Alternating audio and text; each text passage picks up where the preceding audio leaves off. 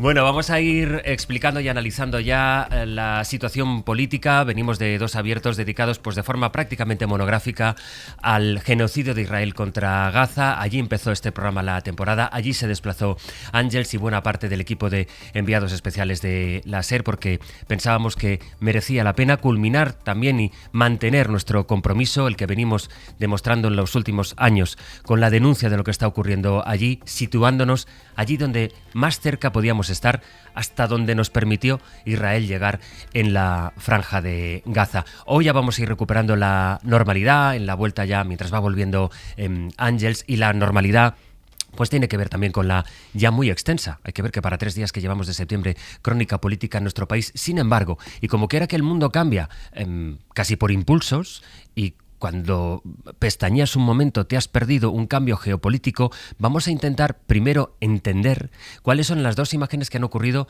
en las horas más inmediatas, que están muy alejadas, que puede que no tengan que ver, pero que ahora comprobarán que están más relacionadas de lo que parece. Pablo Morán, jefe de internacional de la SER y recién vuelto precisamente de Israel. Hola Pablo, buenos días. Hola Sastre, buenos días. Esas dos imágenes las estamos situando desde que hemos empezado a las 6 de la mañana. Tienen que ver, por una parte, esta estaba prevista, es el gran despliegue con toda la solemnidad, fanfarrias, la potentísima imagen militar que China le ha querido enviar esta madrugada al mundo. Su gran desfile por el 80º aniversario del final de la Segunda Guerra Mundial en el Pacífico, con no solo el despliegue de armas en las calles, en Tiananmen, sino que ha invitado Xi Jinping a Putin y a Kim Jong-un. Esto por un lado.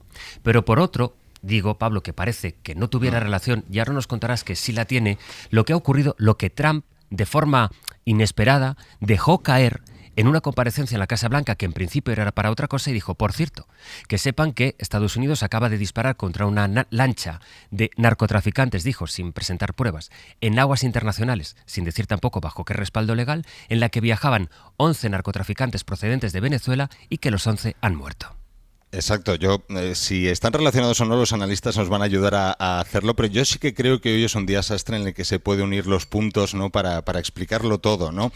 Y yo te diría que Trump tiene otras cosas mucho más urgentes que abrir una guerra, y más por el narcotráfico, y tampoco tenemos muchos más detalles de esa acción que describías, ¿no?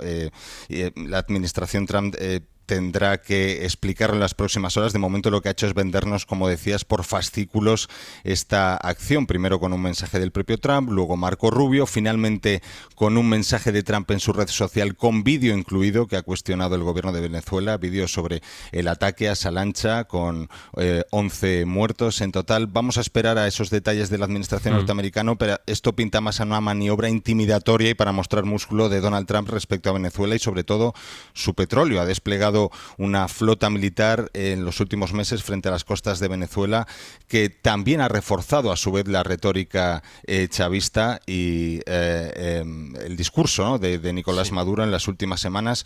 Y como decías, hay un actor secundario en todo esto con el que también mantiene Estados Unidos una tensión comercial en las últimas semanas, que es China, también socio comercial de Venezuela. Recordemos también que Maduro en los últimos meses ha hecho también guiños a Xi Jinping respecto a un posible acercamiento a Pekín, ahora mismo que Trump tiene esa tensión.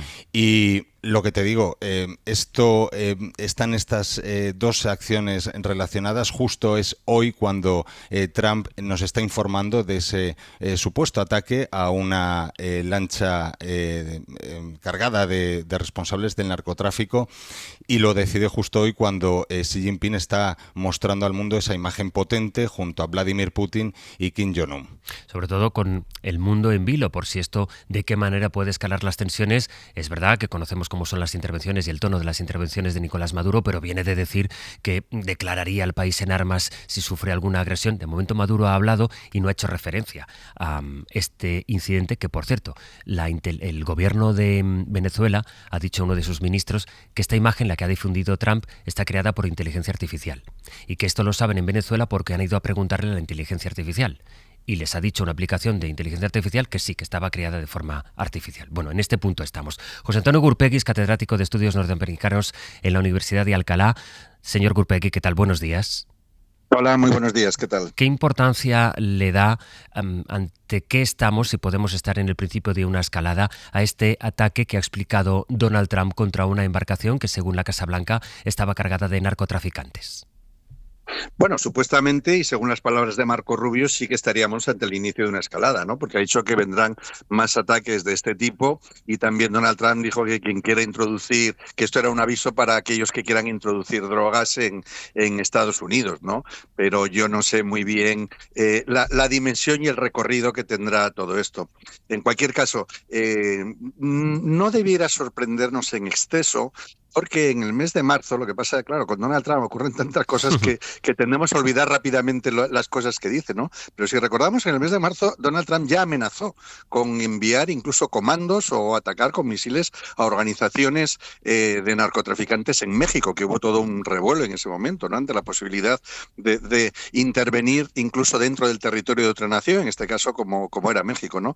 Con lo cual ahora, pues bueno, tenemos esta noticia. Trump ha estado también, creo que hay que contextualizarla con el hecho de que Trump haya estado también durante 5 o 6 días, totalmente desaparecido. Y muy llamativo que han sido estos 5 o 6 días que para mí son muy importantes y que se estudiarán probablemente en los libros de historia, como ahora estudiamos los acuerdos de Bretton Woods del 44, donde se estableció un poco el nuevo orden mundial, ¿no? Tal vez en Pekín, con la organización de Shanghái, se haya establecido ese nuevo o se haya puesto la primera piedra para ese hipotético nuevo orden mundial que es a lo que teme Donald Trump, ¿no? Si me permites medio minuto que me alargue más a las dos imágenes que has puesto, yo añadiría una tercera que es también potentísima, y es Modi, el primer ministro, el presidente, perdón, de la India, y Putin, andando los dos de la mano para saludar a Xi Jinping. Esa imagen con el tiempo es una imagen muy potente que también la veremos repetida, creo yo, más de una vez. Una imagen sobre todo pensada desde mi punto de vista o lanzada para Donald Trump, ¿no? Aviso a Donald Trump, sobre todo por parte de la India, diciendo mira qué miedo tengo yo a las sanciones, perdón, a los aranceles que me vas a imponer por estar negociando y comprándole petróleo a Rusia. Y le da esa trascendencia, señor Cooper, que es decir, estos 5 días de ausencia de Donald Trump, ¿son 5 días en los que usted diría que ha cambiado la historia?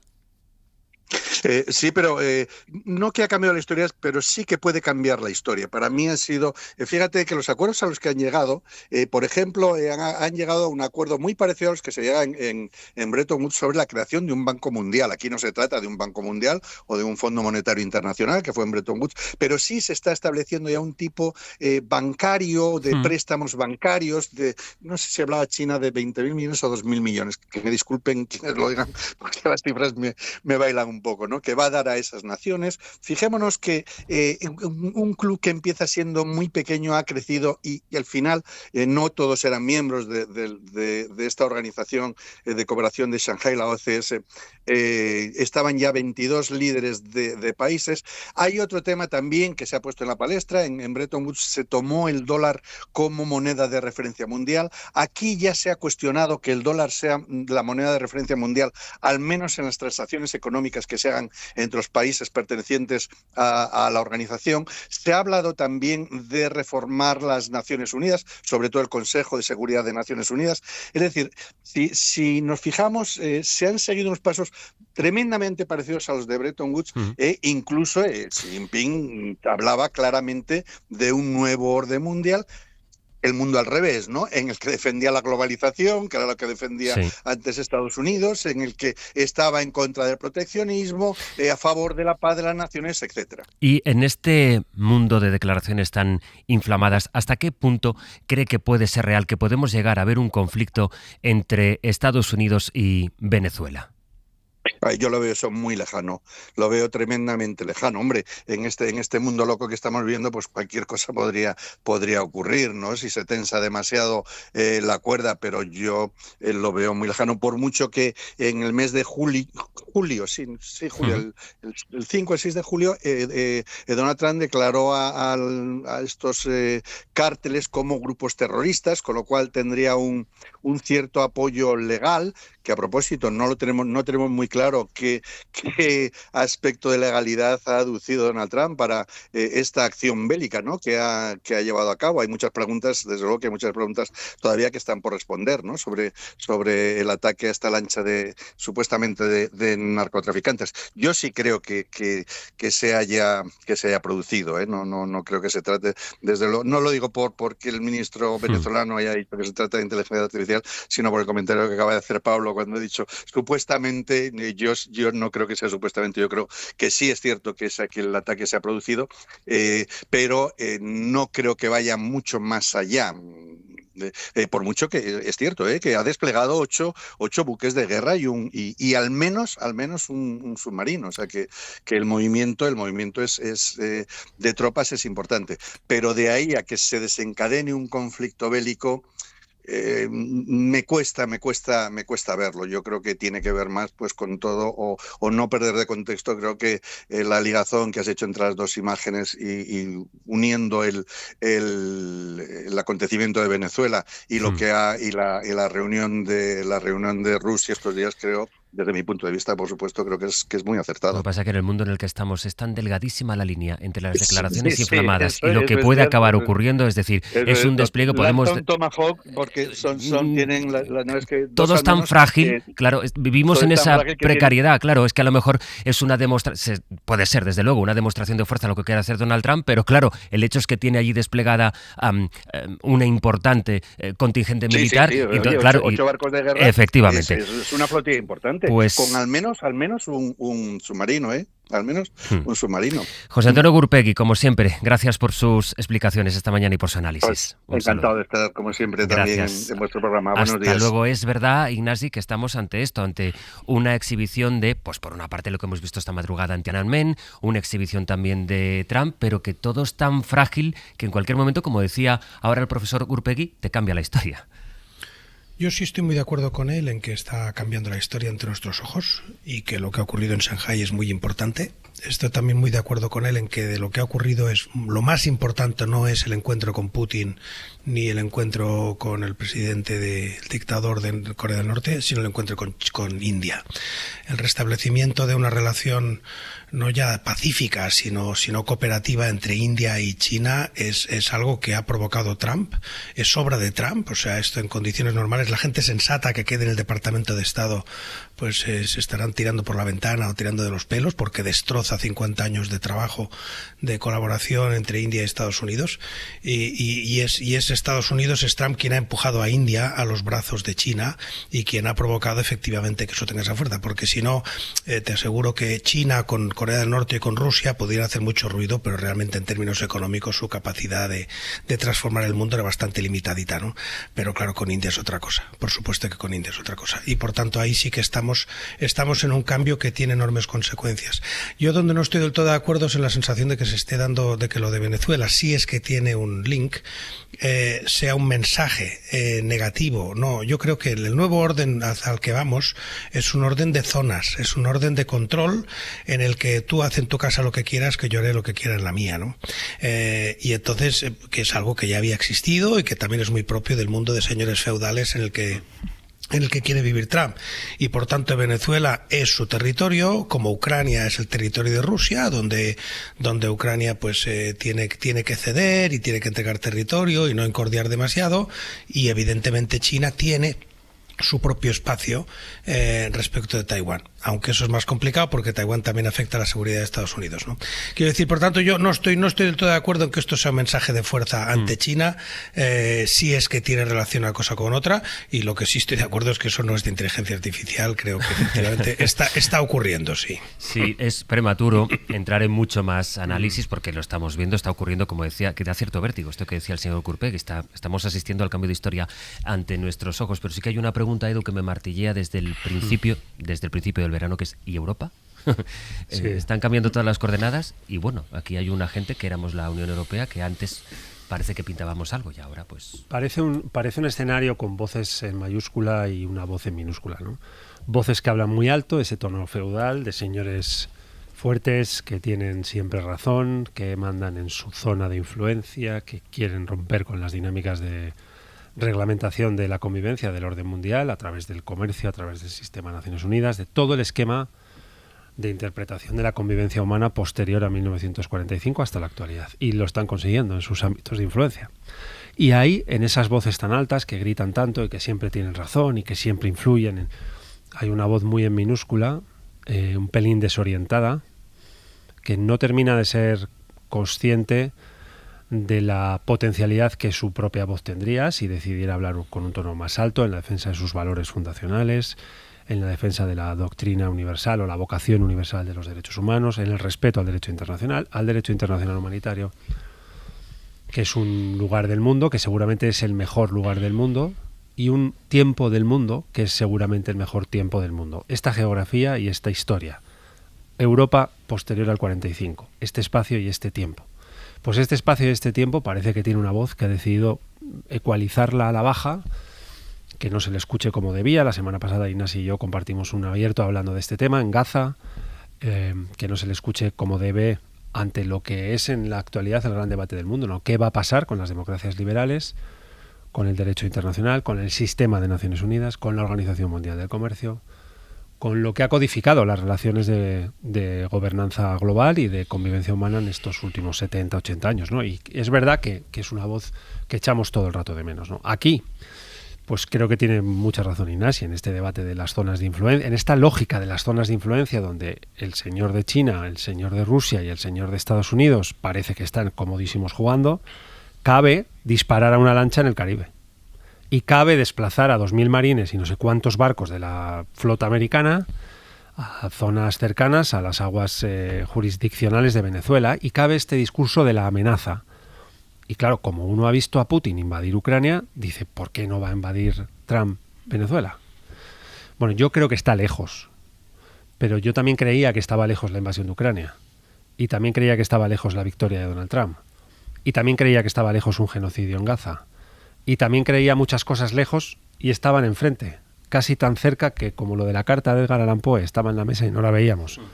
Pues esto es un poco igual hay claves que no estamos viendo que están describiendo una transformación del mundo tan profunda como lo que a veces, una mañana de miércoles, las noticias parece que traen, ¿no? Es verdad que las transformaciones en el mundo han venido siempre precedidas de procesos, en la mayor parte de las ocasiones, de procesos muy violentos o de conflictos o de enfrentamientos. Los cambios históricos no son cambios históricos pacíficos en general. Los que cambian realmente la historia. Yo sí creo que hay una demostración de fuerza, igual que luego de Putin sobre Ucrania, ahora mismo la está viendo de Trump sobre Venezuela. Quizá Venezuela sea lo que menos le importe en este tablero, sino que le está lanzando mensajes. Y yo, lejos de la tranquilidad del experto, que claro, ¿quién soy yo para discrepar del experto? Yo estoy muy inquieta. O sea, yo sí creo que podemos ir a un escenario de conflicto internacional grave, y que ahora mismo lo que se están es moviendo, digamos, las piezas, y que puede llegar a darse ese proceso de ruptura y de crisis y de guerra incluso. Queríamos situar cómo quedan. Yo quiero los recordar escenarios. un detalle muy, es decir, que países como Polonia haya vuelto al servicio militar, que Alemania haya vuelto al servicio militar voluntario, que es decir, incluso en la propia Europa, esta Europa que hemos construido en las últimas décadas, una Europa que se ha estado matando entre sí, se vuelva a una mentalidad y a un marco de guerra y de defensa, creo que dice mucho sobre la situación en la que estamos viviendo. Estamos asistiendo a un cambio de escenario geopolítico, eso está fuera de toda dudas, que Europa tendrá que marcar bien cuál es la posición si no quiere desdibujarse por completo también. Era interesante que lo que no sabemos es ni cuánto tiempo va a tardar en llegar, ni en qué va a traducirse ese cambio en concreto, ni tampoco cuáles de los elementos, de las novedades que vamos viendo en las atropelladas madrugadas, por ejemplo, que tenemos, que van llegando flashes de aquí y de allá, cuáles son las relevantes y cuáles se quedan solo en la retórica.